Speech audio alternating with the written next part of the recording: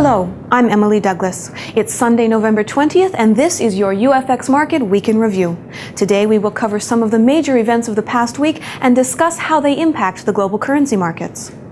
The British pound traded mixed during the week and increased the most in a week last Friday against the US dollar, as gains in US equities decreased demand for the US currency. The president of the Federal Reserve Bank of New York, William C. Dudley, said that the U.S. central bank could act more to strengthen the economy, heightening the chance of more asset purchases.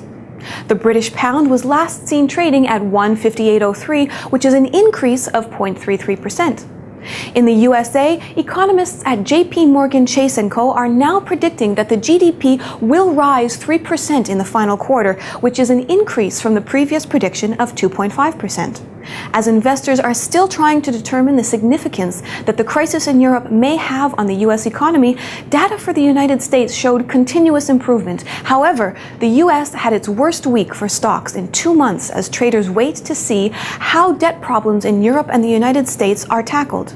For the week, the Dow fell 2.9% and the Nasdaq decreased 4%. The euro rose against the U.S. dollar on Friday after weakening during the week. The euro rose on speculation of increased measures by the European Council Bank to intervene on the debt crisis in Europe. There is increased speculation that the ECB and the International Monetary Fund will bail out some of the bigger Eurozone members. In Italy and Spain, borrowing costs eased after the European Central Bank intervened to stabilize the markets. But sentiment was bearish and fears remain that borrowing costs for both countries are not at sustainable levels. The euro was last seen trading against the US dollar at 135.22, which is an increase of 0.49%.